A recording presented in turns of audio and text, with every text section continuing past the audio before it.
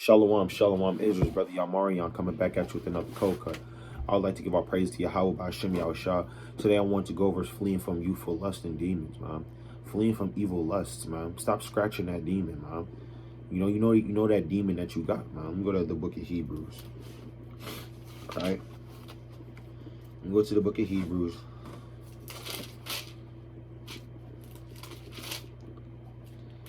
This is Hebrews 12:1.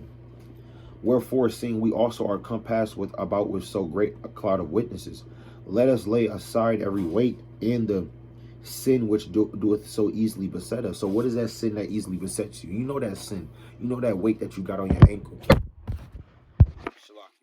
Or you know that weight that you got on your ankle, right? That's easily besetting you. You can't run a race as fast as you can with the ankle weight on you, man. That's a hard task to do, right?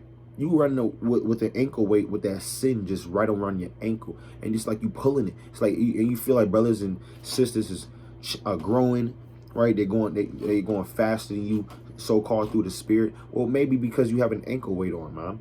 Right? They growing faster than you. Or you see them kind of getting on a more of a level, or you see their fruits starting to show, and your fruits are not showing because you haven't set aside that sin, man. You haven't set aside that thing that easily besets you, or even tried, man. Right? You haven't fasted, right? You haven't prayed, right? You haven't did any of those things. All right, Shalaki. And it says, and let us run with patience the race that is set before us. And you got to run with patience, right? Shalaki. Right, you got to run with patience the race that is set before you, man. Right? You can't run with patience. And then a lot of people, they come in this thing and they don't have patience. They think the Lord is supposed to destroy the earth in 2 years, right? Or the next day, right? On their timeline. But they never have patience in the Lord. They never came in with patience at all. When you're going through trials and tribulation, it's going to work your experience. It's going to work your patience. Let's go to James 1 and 2. James chapter 1 and verse 12.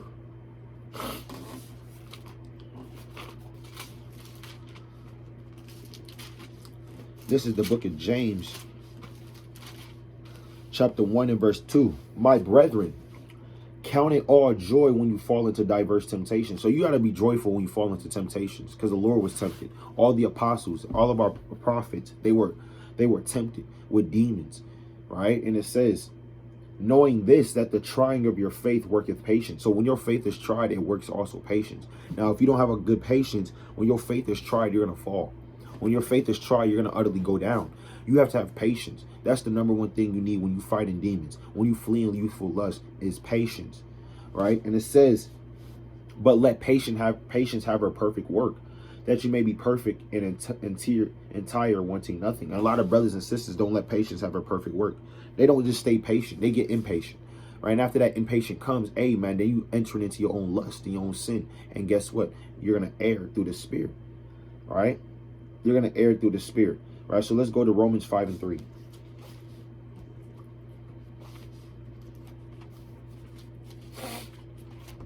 This is the book of Romans chapter 5 and verse 3. And not only so, but we glory in tribulations also. So you, like I said, this is another witness. You have to glory in tribulation. Stop moping around because the Lord giving you chastisement. You want chastisement. It's either that or you're going to be a bastard. Which one is it? Right? You can go back to, we can go back to Hebrews, right? I'm going to hold that in Romans 5, right? Because a lot of people want to be bastards out here. They complain about what the cup that they ask the Lord for the cup that Yahushua was given, knowing they can't handle it. And then when they get a small portion of Yahushua's cup, they complain before the Lord. Lord, you're going too hard on me. Lord, you just cut off my lights and I don't got no money to pay my bills. Why'd you do this to me? Why me, Lord? Why not the next door neighbor? Right? You can go to Hebrews chapter 12 and verse 5. You're getting whooped right now, and you better like it, right? Because, hey, you rather be whooped by the Lord, or would you rather not? Would you rather let your sins stack up and then you be utterly destroyed? It's Hebrews 12 and 5. For whom the Lord loveth, he chasteneth, and scourgeth every son whom he receiveth. So every son that he's going to receive, he's going to chastise you and scourge you as a son, right? If you're not his son or even daughter, you're not going to, and you don't receive that, you're not one of those things. You're not part of Hamashiach. You're a stranger to the Lord, right? You're going to be destroyed. But every son he chasteneth, right? And it says, but if you be without chastisement, where if you are partakers, then you are bastards and not sons, and you're going to be a bastard. So when you're not going through demons, when everything going too good for you, everything should only be going too good for you if this is your heaven. right? And the so-called white man, everything's going good for him right now. The East Indians, the Hawaiians, the Chinese, everything going good for them right now. They're in their heaven, but you're in your hell, Jake. You're supposed to be receiving things alike to your state of mind. So you're in hell, you're going to receive hell, right? If you're in heaven, you're going to receive heaven. But Jake, you're not in heaven, you're in hell. So your bills are going to be overdue. You're going to be paying taxes, right? You got to pick your daughter up from daycare and then drop her off at a certain time so you got to be at work, right? You got to do all these different, you got to damn profane the Sabbath for Esau, man. You trying to get those hours off, but he not letting you. You in hell. So hey, stop complaining about the things that you receive in hell, man. Hey, you're receiving chastisement. The Lord loves you, right? So let's go to the book of 2 Timothy 2 and 3.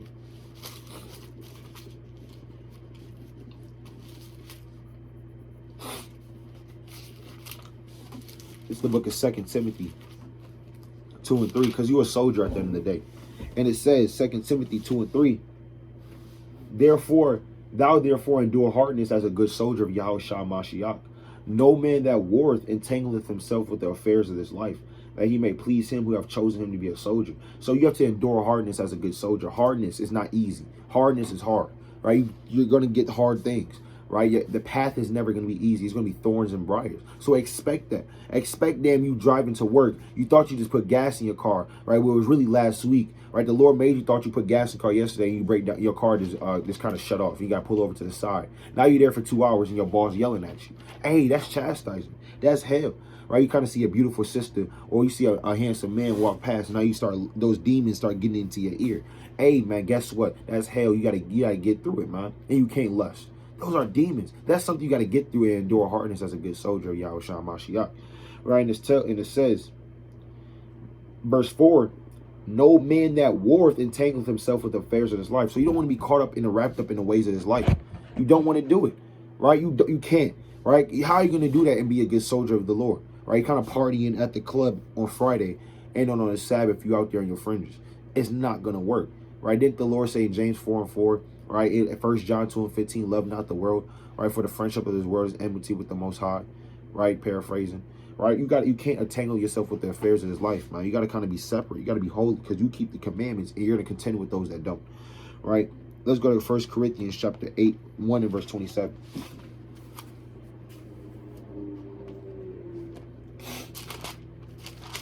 This is 1 Corinthians 1 and 27. But the Most High have chosen the foolish things of this world. Right? The Most High have chosen the foolish things of this world to confound the wise. So what's a foolish thing? A cigarette, a blunt, porn, right? That's a foolish thing to confound the wise, right?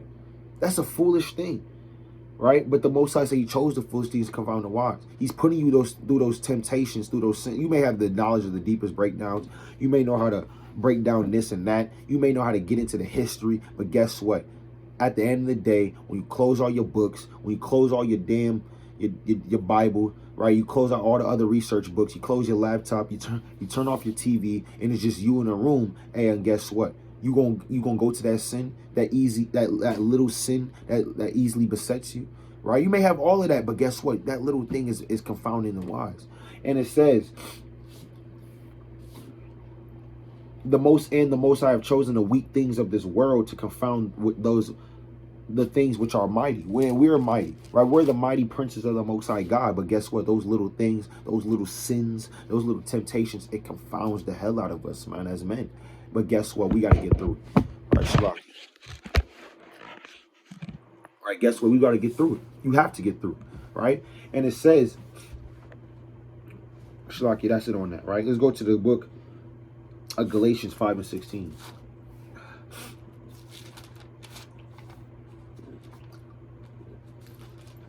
This is Galatians 5 and verse 16. This I say then, walk in the spirit, and you shall not fulfill the lust of the flesh.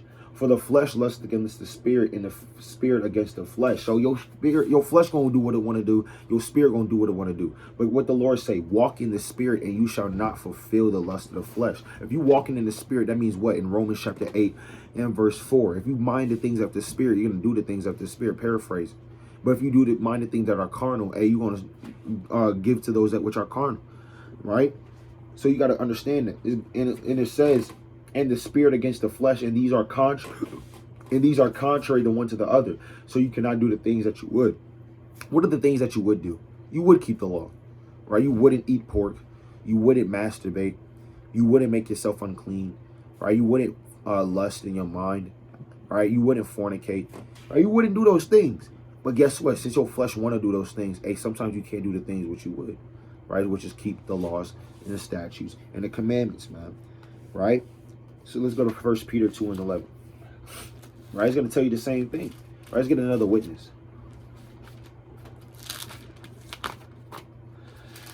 It's 1 Peter chapter 2 and verse 11. Dearly beloved, I beseech you as strangers and pilgrims, abstain from fleshly lusts which war against the soul. This is your biggest enemy. Right? Before Esau, right? Before Coon Jake, right? Before the other nations, your biggest enemy starts with you. Right there. Right? You.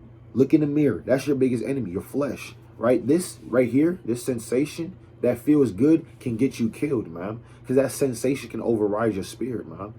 Right? Jake love massage. Hey, your flesh likes to feel good, right? You like to get massages, back rubs, back scratches, right? Unclean ejaculations, right? Your flesh wants to feel good, but guess what? But guess what? That can lead you to death instantly, man. You know, and you better stop doing those things before the Lord comes back, or He's gonna get you jammed up. You know, that sensual feeling will get you put to death, man. So, hey, you got to fight the flesh. You got to kill. You can't. Hey, Jake always talking about killing somebody, right? I'm about to, we're going to stomp their babies, right, in the blood of the wicked, right? We're going to kind of dash them against the stone. But hold on, brother. The first person you got to kill is you. You got to kill that old man off. You can't kill that old man off. If you can't kill that old man off, you ain't getting no two-edged sword. If you can't kill that old man off, you not receiving no two-edged sword, man. You got to get a two-edged sword, right, this Bible, and start cutting up yourself. Kind of start chopping your spirit to pieces, man, and then building it back up through godly sorrow and repentance, man. Flee from these spirits. Flee from youthful lust. Flee from all these different things, man, right? Cut yourself. Cut off that old man. Walk in the newness of life, and then you can receive that two-edged sword, man. But until then, hey, let me go to 2 Timothy 2 and 22.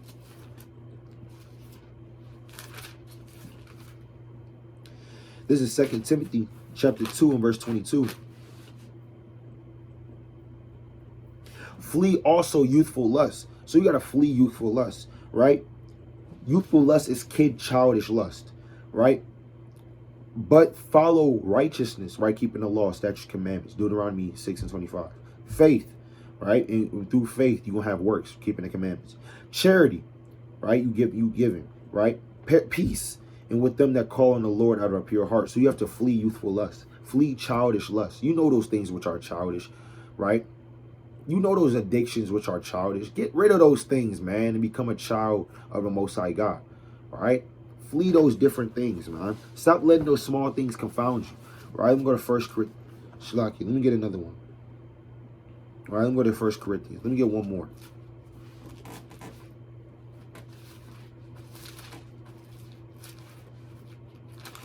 It's 1 Corinthians chapter 10.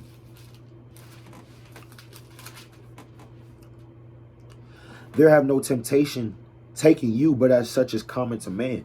So any temptation that you may be dealing with, that you feel like is impossible to overcome, that nobody can understand but you, and that you in this thing by yourself, the Most High just said, hey, are you dealing with a temptation right now? There's somebody in damn Texas, right? There's somebody in Michigan, in Houston, right? In a room somewhere in an apartment building in the hood, right? Reading the words of the Lord, watching a video, like a breakdown video, writing notes, going through the same exact thing you going through, and you don't even know it, man. I'm talking about fighting the same exact demon, feeling the same exact way, right? But guess what? They enduring harder and they waxing mighty. But you sorrowing, you're complaining, right? But hey, guess what, man? That's no temptation taking you, such as common to man. Somebody else is going through the same thing. Hey, somebody else is going through worse than you right now. Somebody is going through very, very much worse, man. You got to take that into account as well. While you may be dealing with certain childish, temptations and lusts, hey, somebody just got their damn parents murdered, man, right out there, right? Still trying to keep the laws. Right? Somebody just lost their house, their job, their wife, their kids left them for the truth. And they still out there laboring. You ain't go through that, man. All right? You just dealing with little minor demons that you got to overcome. And you going to overcome it. All right? Because the Most High didn't make it too hard for you. Right? It's 1 Corinthians 10 and verse 13 going on down. The Most High is faithful, who will not suffer you to be tempted above that you are able. You're not tempted above that you are able. The Most High didn't give you something that He know you can't handle. He brought you into this truth. He woke you up to you are, just to give you a temptation, just so you can be destroyed. The Most High not doing that. He gave you His law, statutes, commandments. He told you who you are so you can get this kingdom. The Lord woke you up today, right? Allowed you to believe in Yahweh Shah another day, to understand these words so you can get the kingdom, right? Not to have that sin easily beset you. And it says, but will with the temptation also make a way to escape, that you may be able to bear it. And with every temptation, hey, there's also a way to escape, because the Most High is faithful. He's not going to leave you out to dry, right? So I'd like to give all praise to Yahweh B'Shem Yahweh Shah. Lord willing, you were edified from fleeing lust and spirits, right? I'd like to give all praise to Yahweh B'Shem Yahweh Shah. Bid a mighty strong shalom.